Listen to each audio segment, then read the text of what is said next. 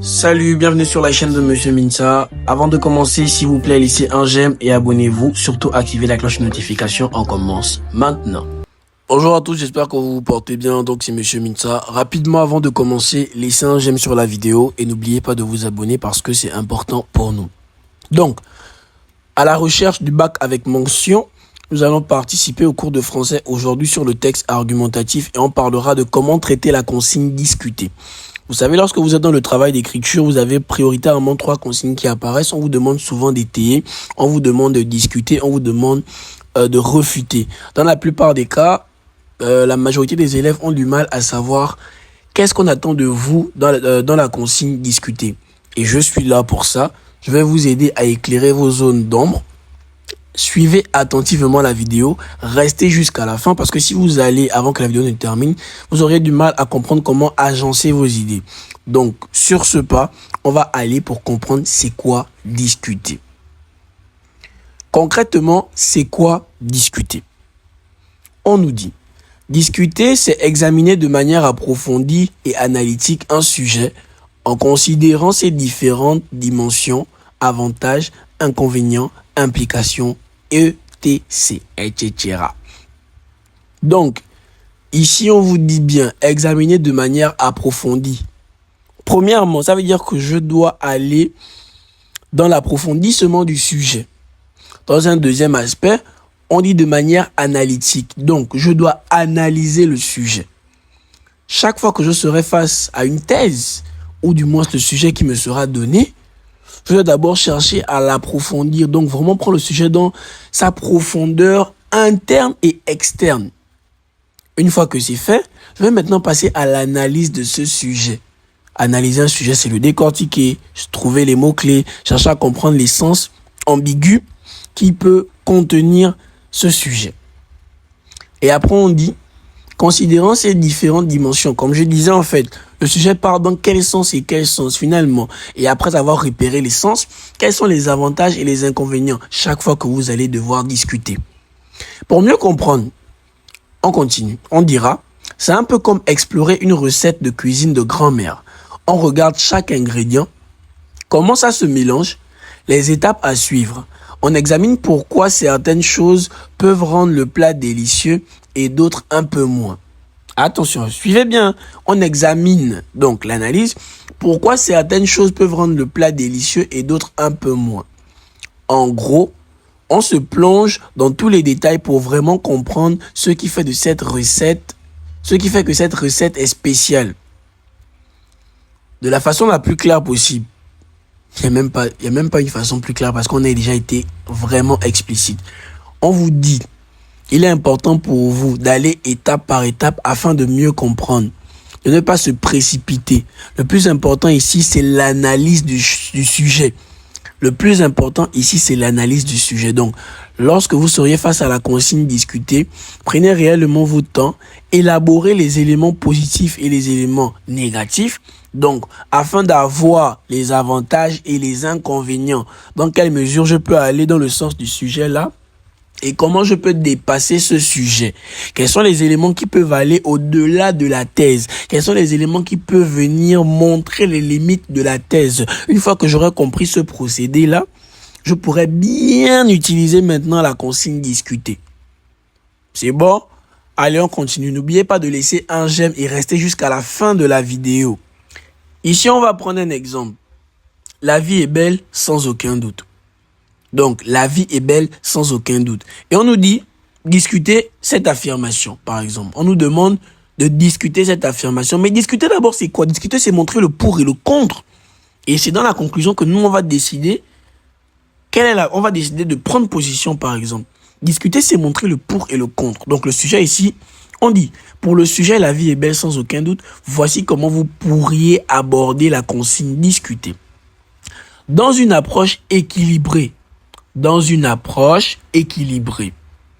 En reconnaissant à la fois les moments de beauté dans la vie et les moments difficiles. C'est tout. Discuter, c'est montrer le pour et le contre. Discuter, c'est montrer le pour et le contre. On dit bien dans une approche équilibrée, vous pourriez discuter en reconnaissant à la fois les moments de beauté dans la vie et les moments difficiles. Et on dit, considérez comment la perception de la beauté de la vie peut varier d'une personne à l'autre en fonction de ses expériences, de ses valeurs et de ses perspectives.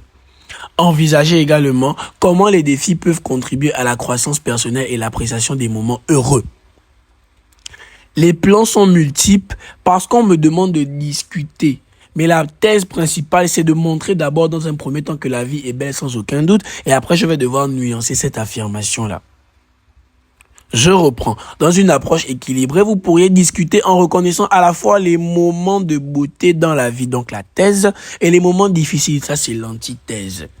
Une fois que j'ai compris ce procédé-là, c'est très très bien. Je suis sur la bonne voie. Maintenant, pour vous aider à mieux cerner la compréhension de ce sujet, nous allons rédiger une introduction.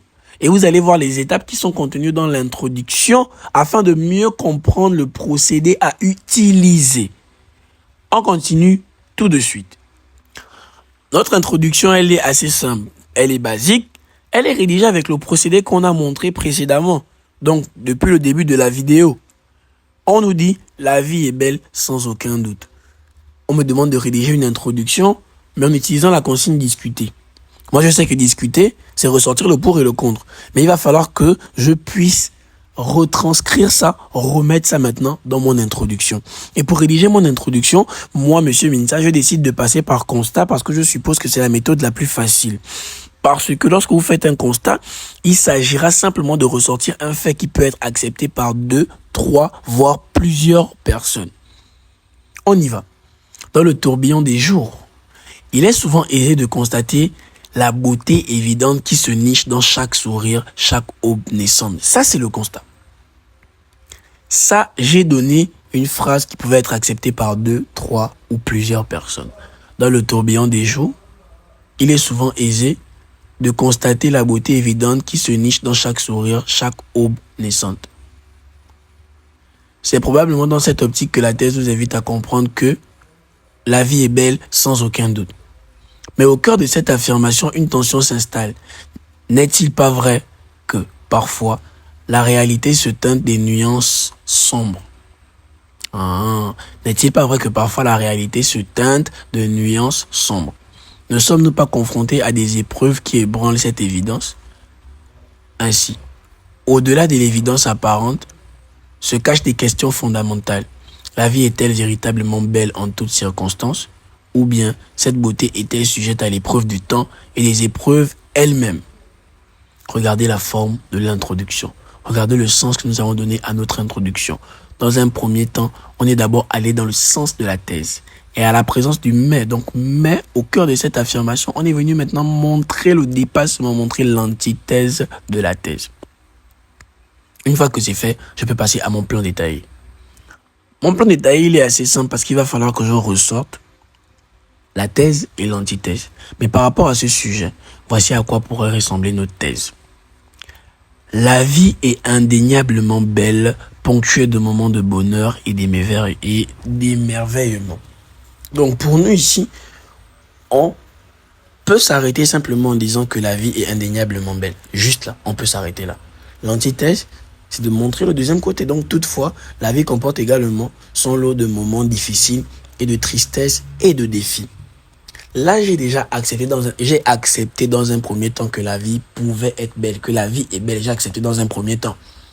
Dans l'antithèse, je vais devoir dépasser cette affirmation et dire que, attention, la vie est belle, mais voici ce que l'on peut aussi rencontrer face à la beauté de la vie, par exemple. Et là, vous comprenez à suffisance que il est important de toujours ressortir le pour et le contre de l'antithèse. Du moins, il est important de ressortir le pour et le contre, donc la thèse et l'antithèse, afin de comprendre encore quelle orientation nous pouvons donner face à la consigne discuter. Parce que discuter ici, c'est ressortir toujours ce qui peut aller dans un premier sens et après ressortir le dépassement de ce qui a été dit dans le premier sens. Je vous remercie. C'était Monsieur Minsa. S'il y a des questions, posez les questions en commentaire. N'oubliez pas de vous abonner, c'est vraiment important pour nous. Laissez un j'aime. On se dit à la prochaine leçon. Si vous aviez des notions qui vous dérangent, mettez obligatoirement ces notions en commentaire et dites, monsieur, est-ce que vous pourriez parler de telle chose? On verra comment aborder ces sujets. Regardez la vidéo à nouveau, prenez le temps de mieux la comprendre, c'est important pour vous parce que peut-être au baccalauréat, on va vous demander de discuter. Vous pouvez rejoindre le prépa au 074 69 16 35, je vous remercie.